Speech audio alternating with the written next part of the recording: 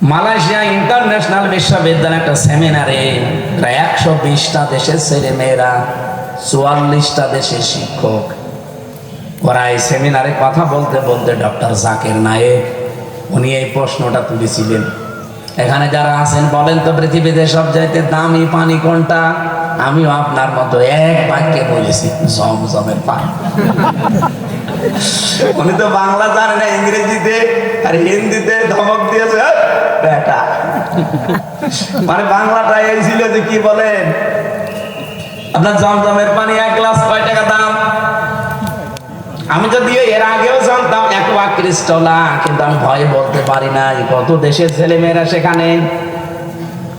এখানে শেষে উনি নিজেই জবাব দিলেন এটার নাম। এই শব্দটা নিয়ে ওনারা গভীরে চলে যান।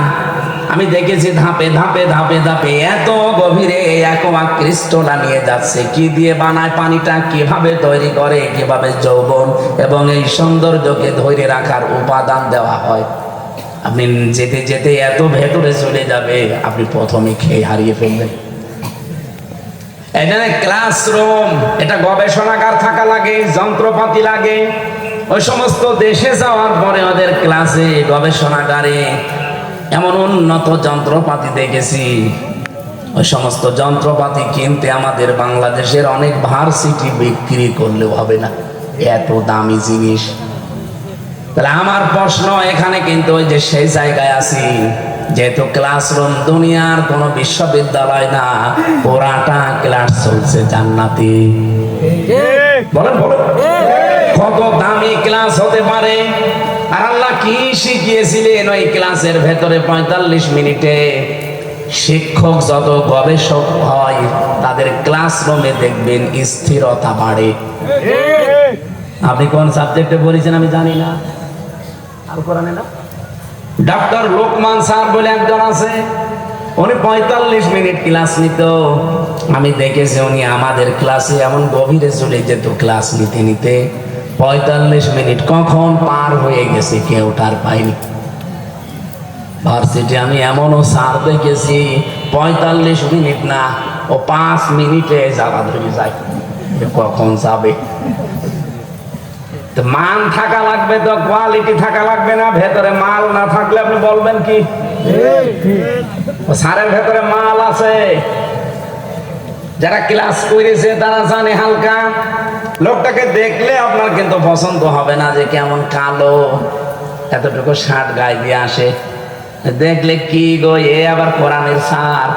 অথচ আল্লাহ ভেতরে এমন মাল দিয়েছে, শুধু ডেলিভারি দিতেই থাকে, শেষ হয় না। আল্লাহ যেহেতু নিজে ক্লাসে শিক্ষক, ছাত্র আমার মতো হামজা না, আশরাফ আলীর মতো সাধারণ মানুষ না, একেবারে সরাসরি একজন নবী। আর ক্লাসরুম যশোর ভার্সিটি না, কুষ্টিয়া ভার্সিটি না, জান্নাত। এমন কিছু আল্লাহ শিখিয়েছেন যেটা আমরা অনেকে এখনো ধারণা করতে পারি না।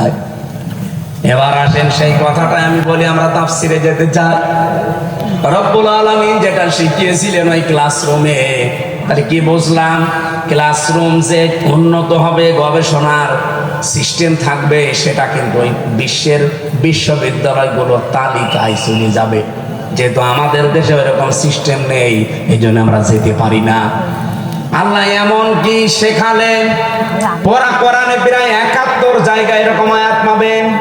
তা'মুরুনা বিল মা'রুফি ওয়া তানহাউনা আনিল মুনকার, অথবা ইয়া'মুরুনা বিল মা'রুফি ওয়া ইয়ানহাউনা আনিল মুনকার, এরকম আছে না কোরআনে? কি এখানে কি কোনোদিন চিন্তা করেছেন যে কি এটা? আমরা হয়তো বাংলা অর্থ শুনেছি যে ভালো কাজে আদেশ করা, অন্যায় কাজে নিষেধ করা, এবার তো হয়েছে। অন্তত আপনারা সাধারণ মানুষকে আমি কিছু বলি না, আলেম যারা যারা এক একটা শব্দের 33টা করে অর্থ বুঝতে, তারা এই আয়াতের বাংলা অর্থ এভাবে করে কি করে? তা'মুরুনা বিল মা'রুফ ওয়া তানহাউনা আনিল মুনকার, ভালো কাজে আদেশ করো, অন্যায় কাজে বাধা দাও। এখানে তো বাংলা অর্থ আমি মিলাতে পারছি না। তা'মুরুনা তোমরা আদেশ দাও, এটা ঠিক আছে। মা'রুফ এই শব্দটার অর্থ আপনি ভালো কাজ কোথায় পেলেন? ভালো কাজ এত আরবি লাগবে নাকি? কথা বলে না কেন? ভালো আরবি কি? খয়ের বলেন, সালেহ বলেন, এরকম যত আছে সেটা দেখবেন এখানে নেই। এখানে উরফুন আছে, আরাফা